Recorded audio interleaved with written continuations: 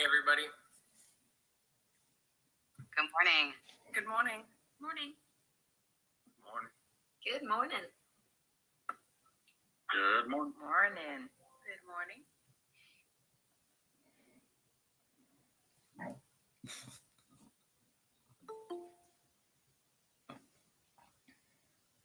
What's your dog's name, Tom?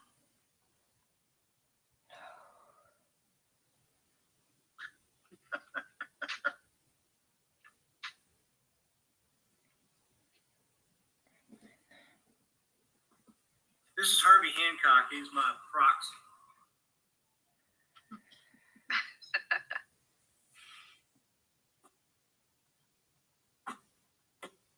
Dog likes to sit in my chair while I'm on Zoom.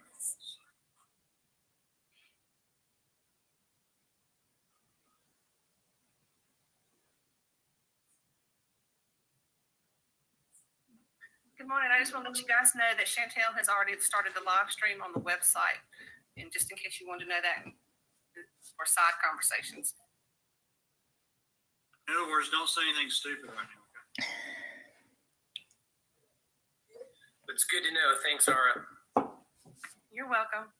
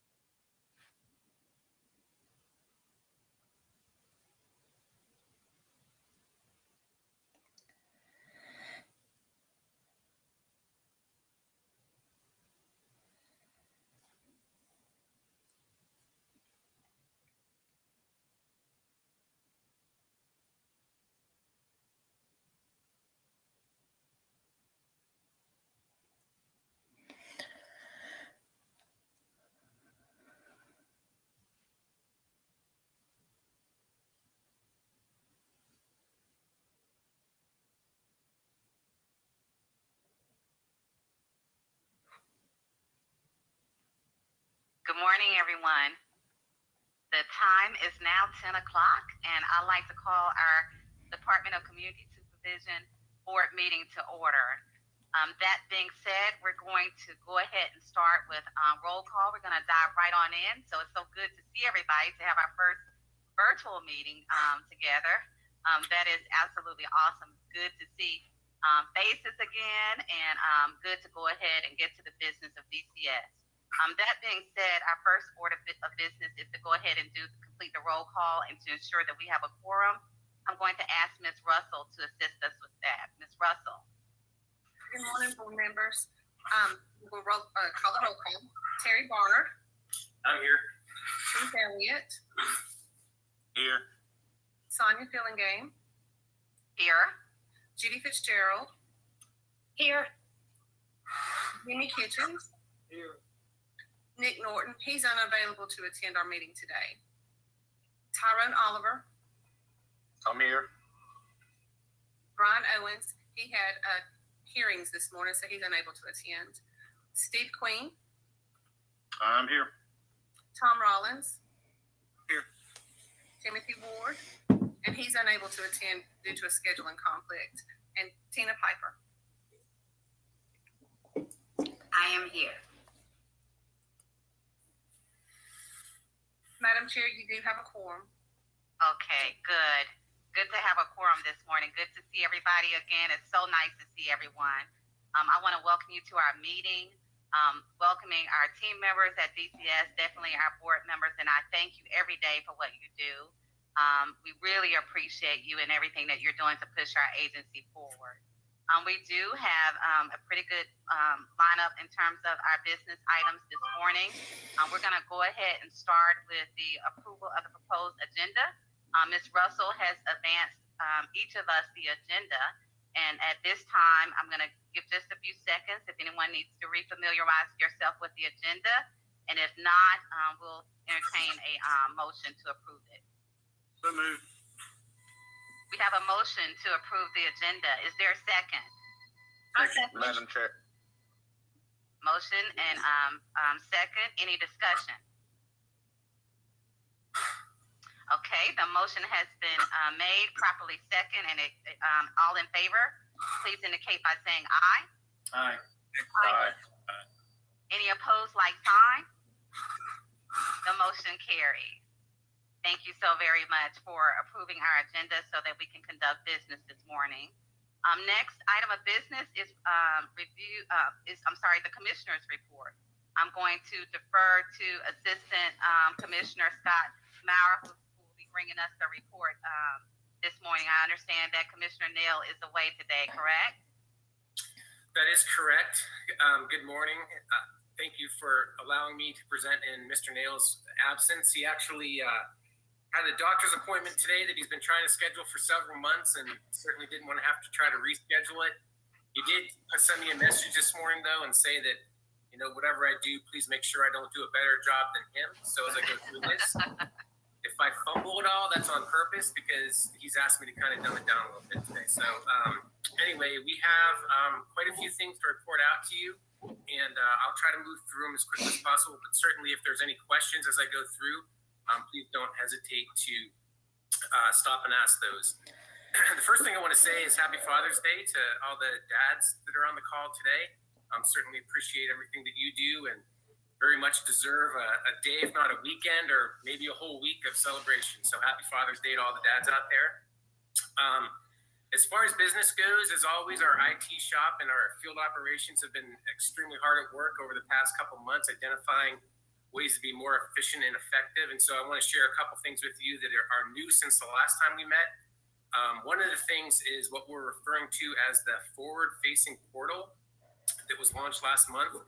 This portal, it's an addition to our existing portal. It actually gives those under supervision the ability to access certain information within our case management system. So, for example, if they want to go in and look at, you know, their conditions or how much of their fine is still left to be paid, or their restitution, or, you know, some of the supervision conditions they have the ability to log into our system now and see that information. But more importantly, they also have the ability to interact with our officers electronically. And one of the biggest advantages to this is documents. Like, they now will have the ability to scan documents like verification of employment and stuff like that and electronically send them to their officers, as well as things like, for example, a travel permit. Those kinds of things can now be done electronically and not require somebody to come to an office and meet with somebody and get something signed in person. So we do believe that this is, and there'll be more things added as that module continues to grow. So we're very excited about that.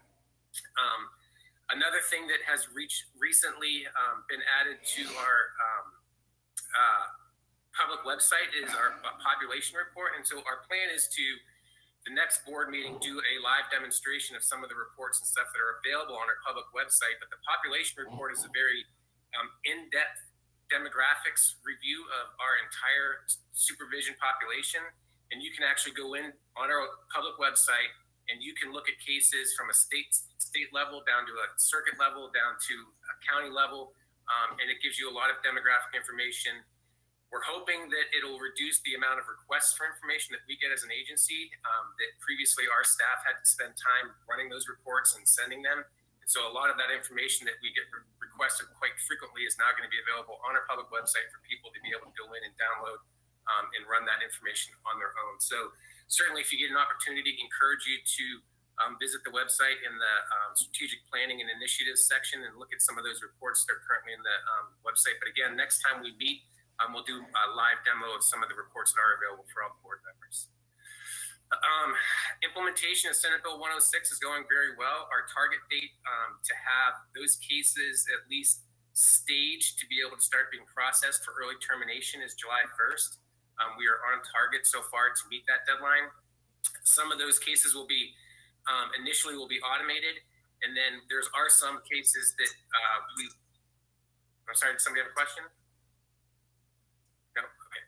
There are some cases that we're going to have to go through and manually pull reports for. But at the end of the day, our goal is that it will be an automated process very similar to other processes that we have, where when people meet the criteria for early termination, officers are notified through an electronic process that you have X number of cases that currently meet the criteria for early termination, and prompt them to take the next steps to get those cases moving through that process. So we're on target for a July 1st date on that. So that is very good news.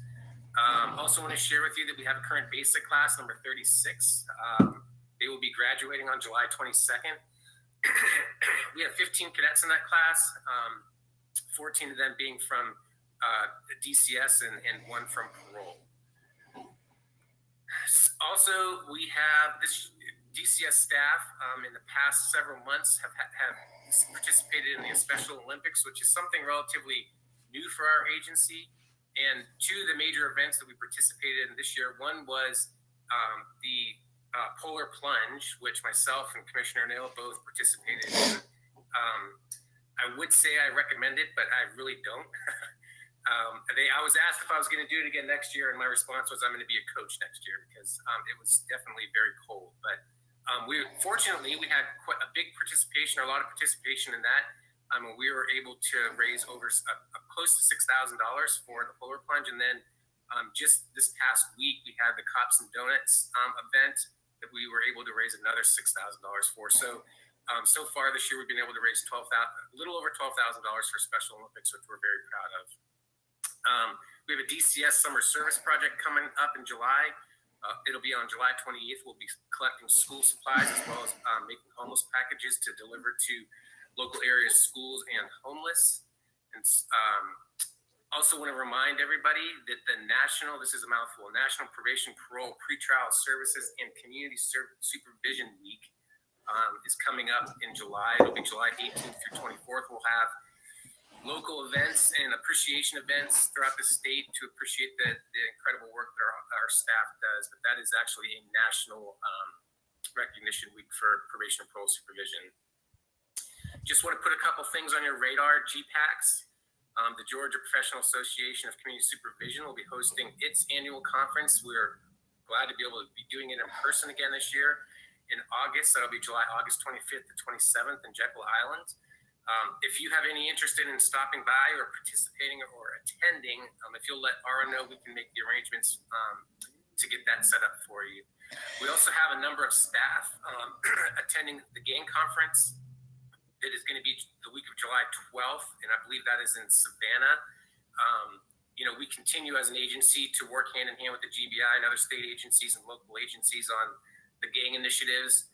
One of the biggest things that we've contributed to that effort is the development of gang database that the GBI uses, and we have started phase 2 a couple months ago of that development of the gang database. So we continue to work hand in hand with our state and local partners on tackling the gang issue. Also very excited to announce that we will have a Women's Leadership Summit again this year. Last year we didn't have one. We had one the year previously. It was extremely successful. We invite a number of women in leadership to a 3-day conference, and invite speakers from both the state and some hopefully from the national level to come speak over a 3-day period. That will be September 7th, 8th, and 9th in Augusta. And then finally, I'm very excited to announce that the American Probation and Parole Association has asked that we come present on redefining success in community supervision. And that focus on that is on our executive dashboards. And I think Michael had mentioned that the last time we met, the executive dashboards, as far as our switch to focusing on key performance metrics with supervision as opposed to just counting numbers. Have you seen somebody a certain number of times a month? So that presentation will be at the American Probation and Parole Association in Boston, and that is in August, the end of August. That is all I have. Unless anybody has any questions, I will turn it back over to you, Chair. Thank you so much, Mr. Maurer. Will there be any questions or comments for Mr. Maurer given the completion of his report from any of the members? Okay. Thank you so much for your report. And I tell you, I wear glasses. The key is to actually wear glasses. And so I realized I skipped the minutes thanks to Aura. But we'll come back. Aura, if you can make sure that I don't skip again, why don't we go back and approve the minutes after we complete the report, since we've already dived in, if that's okay.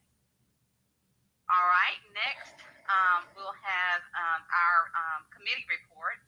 And we have a committee report from Mr. Hosey. Good morning. Good morning. Thank you so much.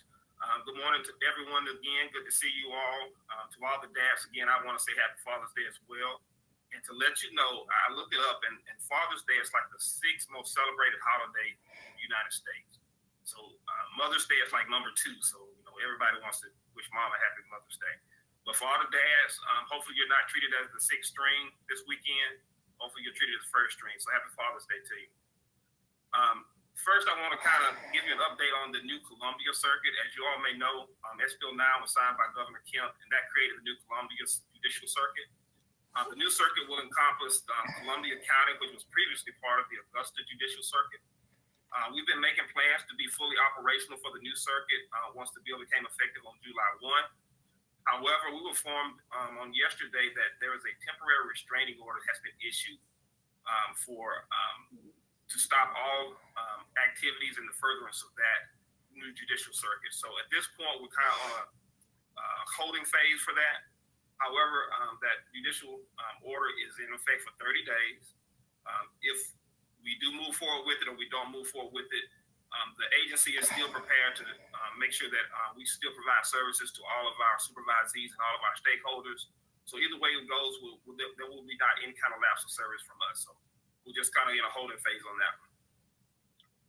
Over the last few months, due to some retirements and resignations, we have promoted several new coordinating chiefs, and I just want to go over and let you know who those new chiefs are. In our Tomb Circuit, we have our new chief is Franklin Roebuck. In the Middle Circuit, April Moore, who was previously a chief in the Eastern Circuit, transferred to the Middle Circuit. Lookout Mountain, we have Brandon Vale, who was previously a chief in the Conasauga Circuit that transferred over to Lookout Mountain. In the Eastern Circuit, our new chief down there is going to be Robert Simmons. And in the Conasauga Circuit, Mike Fowler is going to be the new coordinating chief in there. I just want to say congratulations to all our new coordinating chiefs. They bring to us a lot of experience and knowledge to the position. We're just looking for great things out of all of them. Next thing I have, I'm sure y'all may have seen in the media, as we come out of the pandemic, there's been a significant increase in the crime, especially in the city of Atlanta. Governor's office has provided some state resources to the city of Atlanta to help reduce the crime in that area. And DCS, along with several other state law enforcement agencies, have been a part of that effort. We are currently deploying officers each weekend to assist APD in their patrols. This effort has been very successful. Just over last weekend, we had 610 arrests. We're also assisting Atlanta Police Department by attaching one of our officers to the Atlanta PD Repeat Offender Task Force. The Repeat Offender Task Force is focused on monitoring, arresting, and prosecution of offenders with 3 or more felony convictions. So these collaborations are already making a big difference, and it's being noticed by the citizens. So we're glad to be a part of that.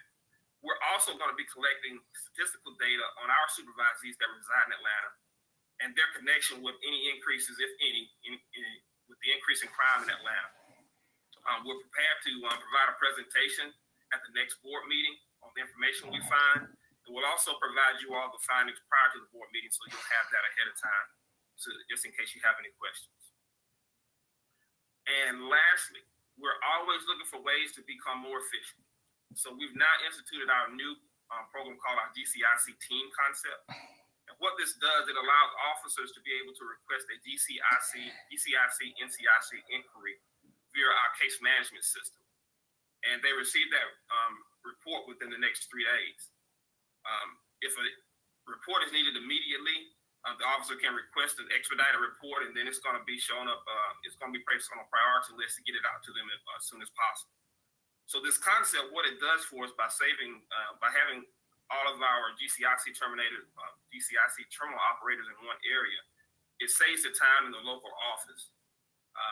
A lot of times what we'll have is that, someone will request a GCIC report. That means the GCIC terminated the officer has to take time out to get that report produced and sent out to the officer. By having this all under one team and sending it via the portal, it saves the officers and the staff in the office time. basically what it does is like the first week we had over 2,700 requests for DCIC reports. So that's a lot of requests. Although it may take no more than 15 or 20 minutes to kind of get that report done, if you think about that times 2,700, that's a lot of time hours that's being done in the local office. Move that time to our DCIC team, that creates a lot more efficiency within the local office. And for the field division, I think that's all that I have today. Do y'all have any questions for me? Any questions for Mr. Holsey? If not, Madam Chair, I'll turn it back over to you. Thank you so much.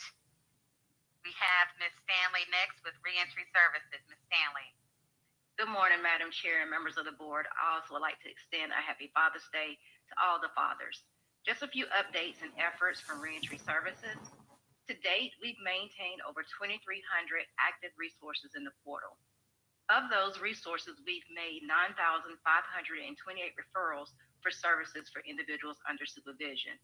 For an example, we've nearly placed 3,000 individuals in direct linkages to employment or either employment services. We've referred over 1,900 individuals to ACA health insurance for coverage, as well as did over 2,000 referrals for housing. As for the housing updates, earlier this month, we held our annual RPH collaborative meeting in Savannah. All active providers participated either in person or virtually. Providers had an opportunity to hear from a Respect Institute speaker, our collaborating partner DCA, DCS of course, a couple of RPH and SOAR providers, and received training from the Georgia Overdose Prevention. The event was hosted by the Salvation Army, Union Mission, and Inner City Night Shelter. To date, we have 50 RPH sites and 74 SOAR providers, and during this fiscal year, we placed 1,227 offenders in RPH, averaging roughly 120 placements per month. Few community coordination highlights. The Augusta Circuit Community Coordinator, Reggie Kofer, partnered with the Construction Ready Foundation, which offered an NCCER accredited 4-week construction boot camp and training certificate program. During that program, we had 17 that enrolled. 13 stayed throughout the entire program, and upon completion, all 13 was placed in employment, and they started to work on last week. We've already had great momentum and interest for our next class, which will begin on July the 19th. Over in the housing circuit, Kawan Reese partnered with Southern Perfection Fabrication. This company offers plastic injection molding parts for Flowers Baking Company, U-Haul, American Bakers, and Grain Foods.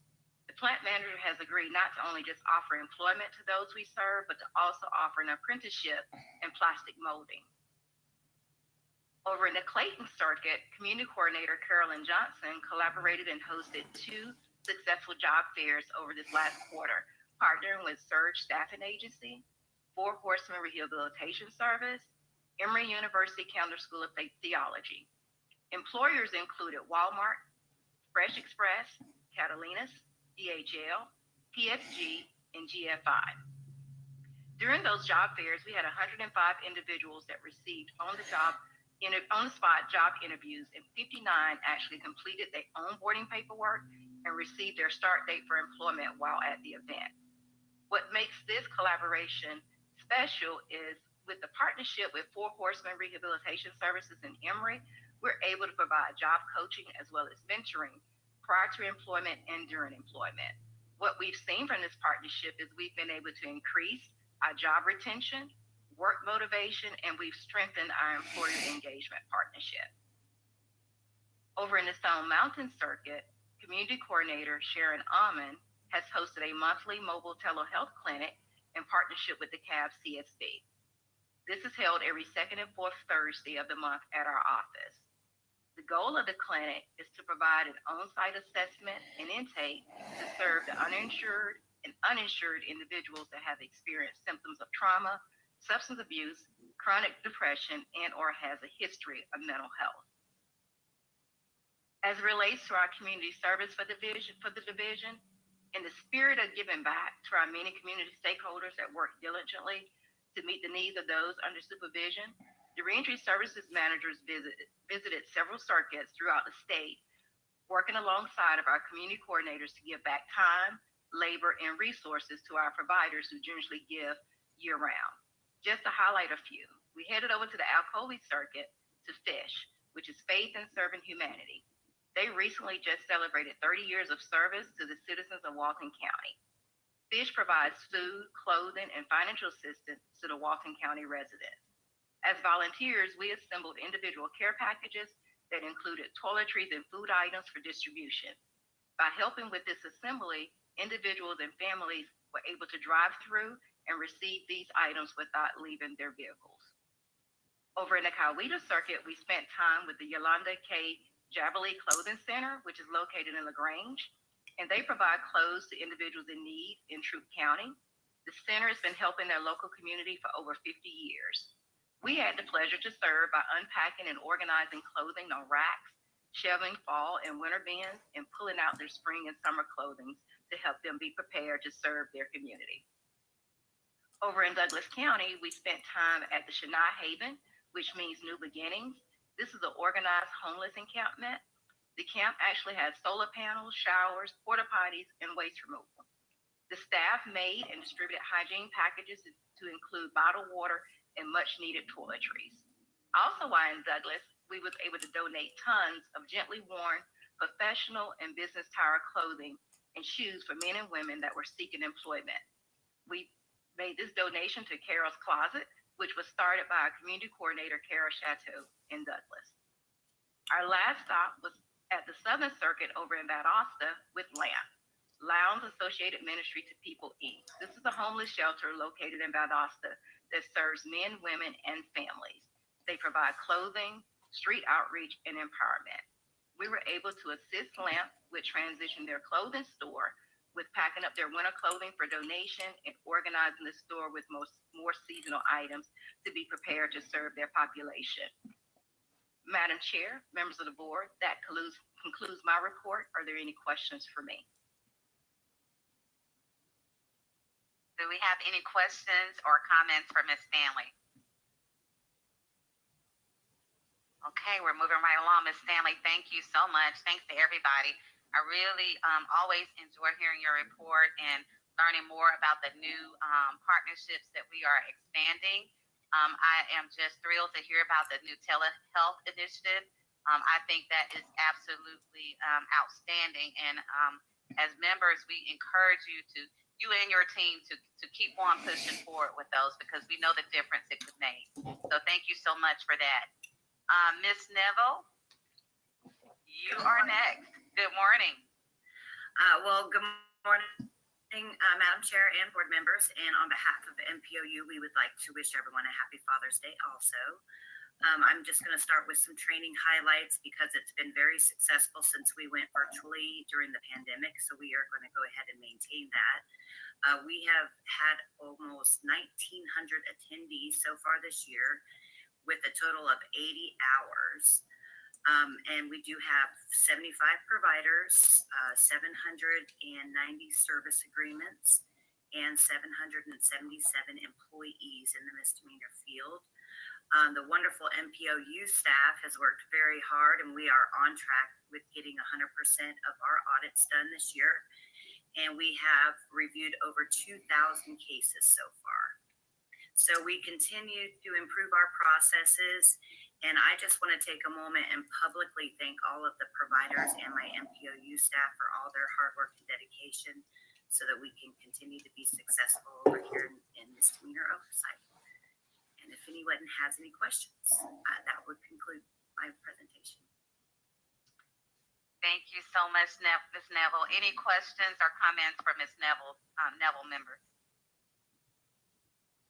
We are a quiet group today. Yeah. Thank you so much for your report. All right, next we have the Georgia Commission on Family Violence, and we'll have Ms. April Ross providing that report. Ms. Ross. Good morning, everyone, and thank you so much. I'm happy to be here. Let me just share a few of our updates for these, quarter two. First, our family violence task forces have continued throughout, the first half of this year to primarily conduct their business virtually, but they are preparing to move back to in-person operations and activities throughout the state. We've been helping them by giving guidance following the statewide judicial state of emergency, primarily due to the fact that most of the community task forces have a lot of judicial stakeholders who are members of those task forces. So, and many of them actually operated out of the courthouses and so forth. So we followed the state Supreme Court guidance throughout this time, and we expect that they will be lifting all of their restrictions by the end of June. So the guidance and help that we are providing the task forces will follow that, and we hope that they'll be able to move back to full operations in the next month. But also, many of them are happy about what they've been doing virtually and intend to keep some of that as functional as the way they function as well. Moving on to our family violence intervention programs, we've been doing a number of trainings of the curriculum that we recommend throughout the state. We've been getting great attendance on a number of other trainings. We're going to be able to continue to offer many of those trainings into the next year. The virtual format has been extremely helpful in providing those trainings.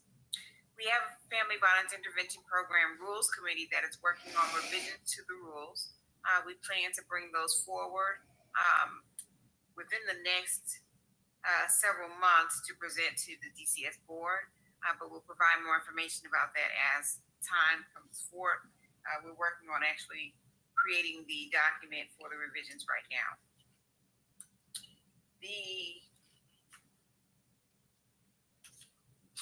The Fatality Review Project has conducted its family violence fatality verification trainings for 2 statewide trainings so far as of April.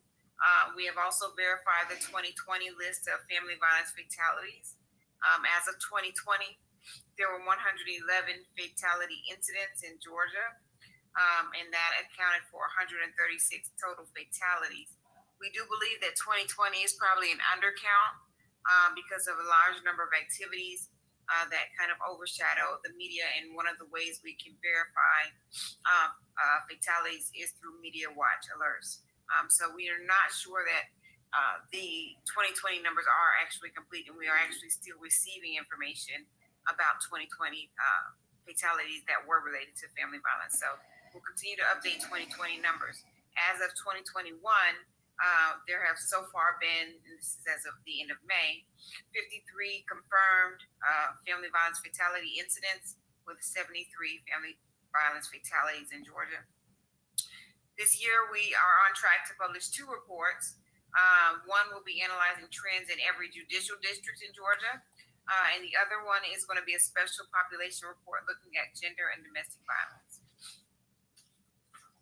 The other special projects we're working on this year, we are having our law enforcement training grant. We are so far expected to provide 6 hour-long webinar-style training sessions for law enforcement throughout the state. They'll be on topics including predominant aggressor and law updates and emerging issues for law enforcement related to family violence. We are also working to develop a 1-hour training video on stalking for law enforcement officers. We've also been partnering with DBHDD under their COVID response grant to provide a number of trainings on suicide and domestic violence, partly because of under the pandemic, the increase in fatalities last year, and knowing that there is a strong link between suicide and domestic violence. So trying to really try to get control of those murder-suicide numbers in our state, which have historically been high relative to other states. We are also members of the Georgia Anti-Stalking Work Group, which is being led by the Prosecuting Attorneys Council. And so we have assisted in planning content for that year-long agenda on the issue of stalking. And it is going well so far. We have conducted a number of trainings, and our staff members have been directly involved in providing some of those trainings. And then also our data project is also working to bring out the next family violence data report. And so in addition to the male or the gender population special report that the fatality report is putting out, the data project is also looking at doing some specialized data analysis on other special populations, including LGBTQ, and then a specialized report on stalking in Georgia. Finally, the support for support for survivors of murder suicide project. Say that 5 times fast. Is working on a lot of things. We've got a lot of great things going under that project. We're continuing to provide support and education for 5 active suicide response communities. So 5 communities in Georgia have launched our protocol to provide support for survivors of murder suicide in their communities. And we're supporting those communities, and we're looking to expand and get more communities to do the same. So far in Georgia, well, let me just say, as of 2020, there were, we've verified 21 completed and 1 attempted murder suicide. And so far in 2021, we have verified 3 completed and 1 attempted murder suicide. Finally, under the Support for Survivors of Murder Suicide Project, we have an exciting development. We are working to launch a support group, a virtual support group for survivors, which are basically the family member survivors primarily of murder suicide victims, families of victims, and families of the perpetrator of the incident. So we can provide counseling, clinical support for them in a virtual environment, something that we have not found exists in any other state anywhere in the nation. So this could be the first of its kind and may have potential to reach people who are in need of this kind of support, maybe beyond our state borders. So we're really looking forward to that, and DBHDD is partnering with us to assist us in launching and developing that training. Lastly, our conference is scheduled for November 8th through 10th. Our theme is moving forward in achieving justice. We have verified 3 very powerful keynote speakers. We have just selected all of our workshops. It will be a hybrid conference. So even if you aren't willing to come on down to Jekyll, I encourage you to register and attend the conference virtually. It is not open to the public, but for law enforcement and other specialists or professionals who work with family violence victims, we do encourage you to attend this conference. And with that, that concludes my report, unless there are any questions for me. All right, thank you so much, Ms. Ross. Any questions or any comments from Ms. Ross? Okay, well, Ms. Ross, I'm going to say that, I have been following the fatality review reports for a long time, and that I totally understand how important that work is. And I appreciate you bringing this to our attention and providing the board with an update. And the reason why is because as policymakers, we have to understand the criticality of this report. We have the ability to work with our teams in leveraging resources to different areas of the state that are seeing high occurrences, high incidents. There's a host of policy-making decisions that translates to action on the ground based on that report. And so I recognize the importance of that work, and I thank you for bringing it to the board's attention and making us ever mindful of it. So thank you so very much for that. Now, before Ms. Russell pops my hand, I want to make sure that we go back and review and subsequently, if it's the pleasure of the board, approve the March 18, 2021 meeting minutes. Has everyone had an opportunity to review those minutes? Yes, Madam Chair, this is Terry Barr, and I recommend approval of the document as written. Thank you so much. We have a motion to approve the minutes as presented. Is there a second? This is Steve Queen, I'll second. Thank you so much, Steve. We appreciate the second. Any discussion? All in favor, please indicate by saying aye. Any opposed, like sign? The motion carries. We have approved minutes. Thank you so much, and thanks for being patient with me. At this time, will there be any old business? Do we have any old business? Okay. Under new business, we do have 2 very important items regarding new business: the election of the DCS chair and DCS secretary, as well as an additional item that we will handle subsequent to that. And it is time to elect a new chair of DCS. I want to say thank you so much. It has been such an honor to be a part of this board and to serve as the chair for the past time period. I think it's been a little bit over a year for me. I want to say thank you for working with me. Thank you for supporting me. To my board members, I respect you so much for the work that you do and the knowledge that you bring and that you contribute to this body to help us keep pushing. And to the DCS team, the staff, you guys are absolutely stellar, absolutely phenomenal. You have made our jobs a lot easier, and we know that you get it the most. And so know that as I exit as chair, I am incredibly thankful to each of you. So that being said, we're gonna go ahead and open the floor for nominations at this time. Is there a motion to open the floor?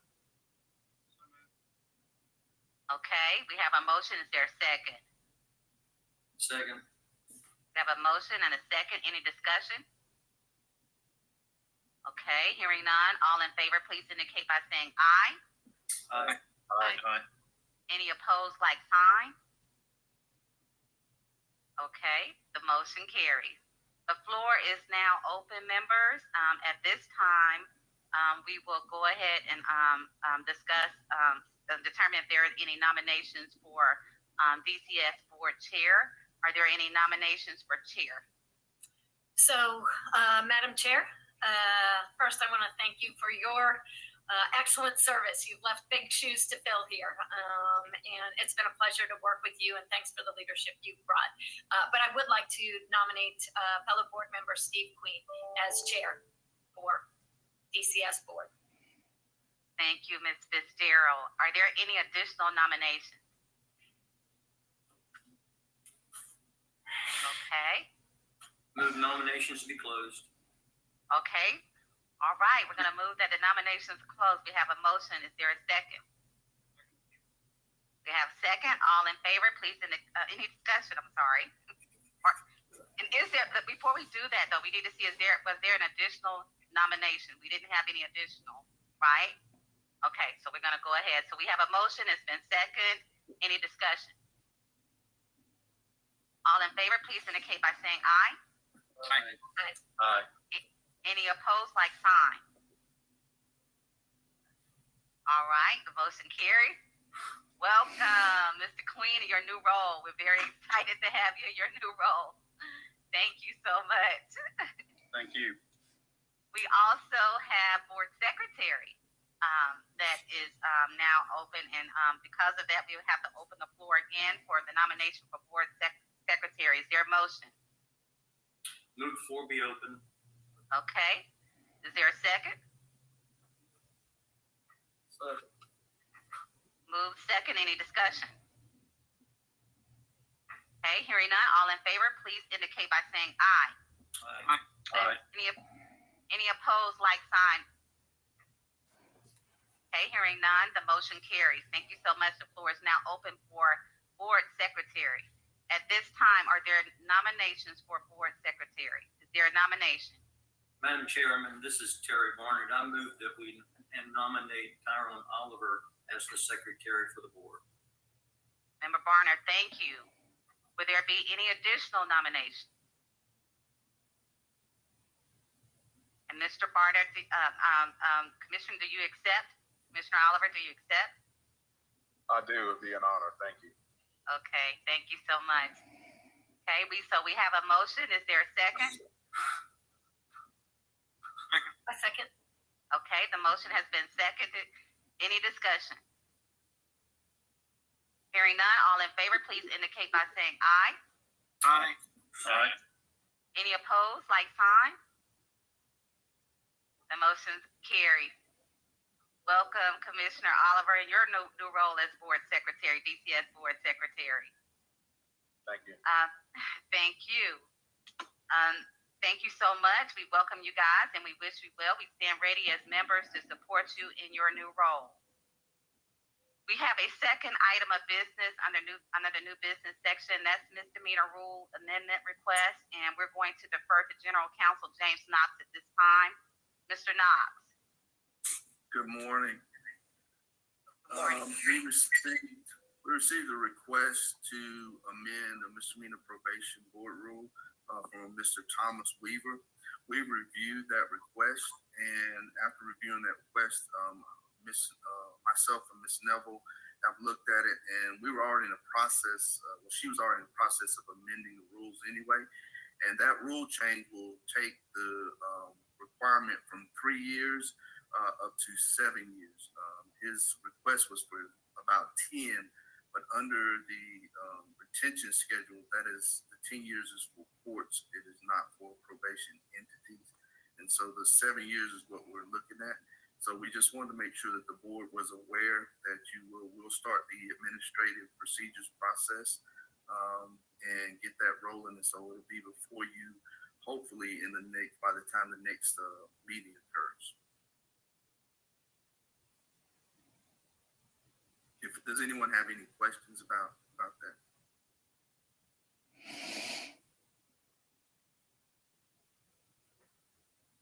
You're muted, Madam Chair. Thank you. I was going to ask the same thing, if there were any questions or comments for Mr. Knox regarding this item.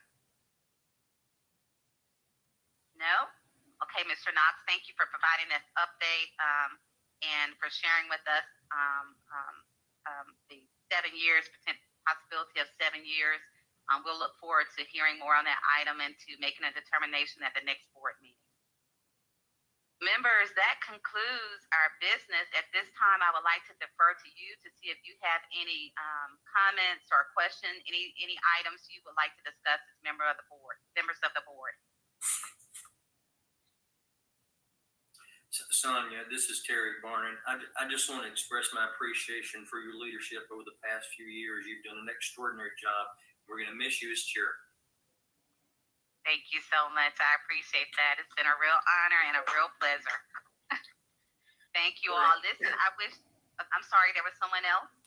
This is Scott. I want to express our appreciation as Team DCS for your leadership over the past over a year as chairwoman.